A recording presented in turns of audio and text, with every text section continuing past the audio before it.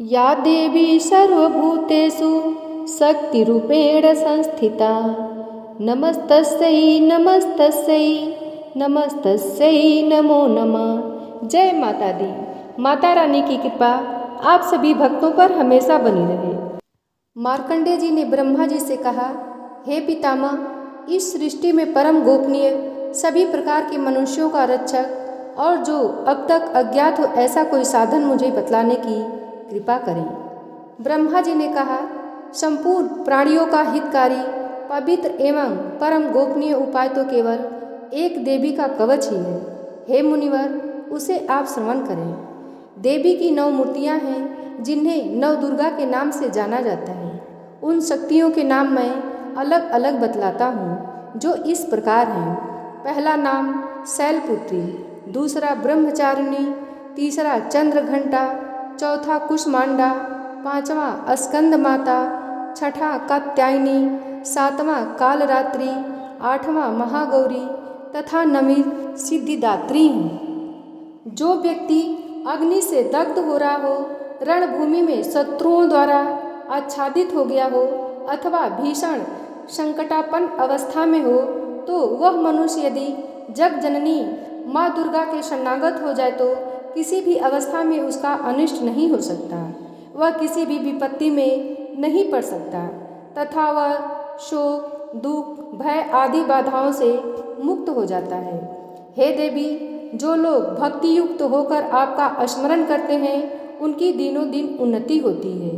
हे देवी, अपने आराधक की तुम निश्चय ही रक्षा करती हो। चामुंडा देवी का वाहन प्रेत, वाराही का महिष, ऐन्द्री का ऐरावत नामक हाथी और वैष्णवी का गरुड़ है। माहेश्वरी बैल पर तथा कौमारी मोर पर सवार हैं। विष्णु पत्नी महालक्ष्मी हाथ में कमल लिए कमलासन पर विराजती हैं। श्वेतवर्णा ईश्वरी बैल पर तथा ब्रह्माणी समस्त अलंकारों से विभूषित होकर हंस पर आरूढ़ हैं। समस्त देवियां अनेक अलंकारों एवं रत्नों से सज्जित होकर योग शक्तियों से पूर्ण हैं। इनके अतिरिक्त और भी अनेक देवियां हैं जो दानवों के दलन तथा संतों की सहायता के लिए क्रोधाकृति से रथ में सवार रहती हैं। उन देवियों के कर कमलों में शंख, चक्र, गदा, शक्ति, हल, मूसल, खेटक, तोमर, परशु, पास, भाला, त्रिशूल, उत्तम प्रकार का सिंह, धनुष आदि शस्त्र सुशोभित रहते हैं। उनके शस्त्र धारण का उद्देश्य देवताओं की सुरक्षा, दैत्यों का विनाश एवं भक्तों को अभय प्रदान करना है। महाभयनाशिनी, महाबल, महान पराक्रम एवं महान उत्साह से युक्त हे महारौद्रे, तुम्हें प्रणाम है। शत्रुओं को भयभीत करने वाली हे देवी, तुम मेरी रक्षा करो। प्रखर तेज के कारण मैं तुम्हारी ओर दृष्टिपात भी नहीं कर सकता। ऐन्द्री शक्ति पूर्व दिशा में मेरी रक्षा करे और आग्नेय शक्ति आग्नेय कोण में मेरी रक्षा करे। वाराही देवी दक्षिण दिशा में, खड्ग धारणी नैऋत्य कोण में, वारुणी शक्ति पश्चिम में तथा मृगवाहिनी शक्ति वायव्य कोण में मेरी रक्षा करे। कौमारी शक्ति उत्तर में, शूल धारणी शक्ति ईशान कोण में, ब्रह्माणी ऊपर तथा वैष्णवी शक्ति नीचे हमारी रक्षा करे। इस प्रकार सवारूढ़ चामुंडा देवी दशों दिशाओं में मेरी रक्षा करे। आगे जया और पीछे विजया मेरी रक्षा करे। वाम पाश में अजिता नाम की शक्ति, दाहिनी ओर अपराजिता, शिखा में उद्योतिनी तथा मस्तक में उमा शक्ति मेरी रक्षा करे। ललाट में माला धरी, दोनों भौओं में यशस्विनी, भूमध्य में त्रिनेत्रा तथा नासिका में यम घंटा शक्ति मेरी रक्षा करें। दोनों नेत्रों के बीच में शंखिनी, दोनों कानों के मध्य में द्वारवासिनी, कपोल में कालिका तथा कर्ण के मूल भाग में शांकरी शक्ति मेरी रक्षा करें। नासिका में सुगंधा, ऊपरी ओष्ठ में चर्चिका, अधरोष्ठ में अमृत कला और जीभ की रक्षा सरस्वती करें। मेरे दांतों की रक्षा कौमारी, कंठ के मध्य भाग में चंडिका, गले की त्रिघंटा तथा तालु भाग की रक्षा महामाया करें। कामाक्षी ठुड्ढी की, सर्वमंगला वाणी की, भद्रकाली ग्रीवा की तथा धनुर्धरी शक्ति मेरे मेरुदंड की रक्षा करें। कंठ के बाहर नीलग्रीवा और कंठ की नली में नलकुबरी, दोनों कंधों की खड्गनी एवं वज्रधारणी शक्ति मेरे दोनों भुजाओं की रक्षा करें। दोनों हाथों की दंडनी, अंगुलियों की अंबिका, नखों की शूलेश्वरी और कुछ भाग की कुलेश्वरी रक्षा करें। महादेवी स्तनों की तथा मेरे मन की शोक विनाशिनी शक्ति करें। ललिता देवी हृदय की एवं शूल धारणी शक्ति मेरे उदर की रक्षा करें। नाभि में कामिनी एवं गुप्तांग में गुहेश्वरी मेरी रक्षा करें। कामिका तथा पूतना लिंग की और महेशवाहिनी गुदा की रक्षा करें। भगवती कटी प्रदेश में तथा विंध्यवासिनी घुटनों की रक्षा करें। संपूर्ण कामनाओं को देने वाली महाबाला मेरे जंघा की रक्षा करें। दोनों पैरों की गुट्टी नारसिंही, दोनों पैरों के पिछले भाग की तेजसी देवी, पैर की अंगुलियों की श्री देवी तथा तलुओं की रक्षा तलवासिनी करें। दृष्टा कराली नखों की ऊर्ध्वकेशनी देवी, केशों की कौबेरी रोमावली के छिद्रों में तथा बागेश्वरी मेरी त्वचा की रक्षा करें। पार्वती देवी रक्त, मज्जा, चर्बी, मांस, हड्डी और मैदे की रक्षा करें। कालरात्रि आंतों की, मुकुटेश्वरी पित्त की, पद्मावती पद्म कोश की, चूड़ामणि कफ की, ज्वालामुखी नख राशि में उत्पन्न तेज की तथा अभेदा शक्ति संधि स्थलों की रक्षा करें।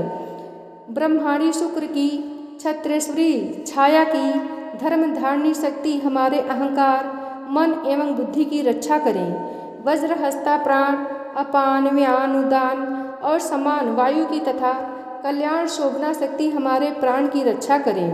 रस, रूप, गंध, शब्द तथा स्पर्श रूप विषयों का अनुभव करते समय योगिनी एवं हमारे सत्व, रज एवं तमो गुणों की रक्षा नारायणी देवी करें। वाराही आयु की, वैष्णवी धर्म की, चक्रिणी यश, कीर्ति, लक्ष्मी, धन और विद्या की रक्षा करें।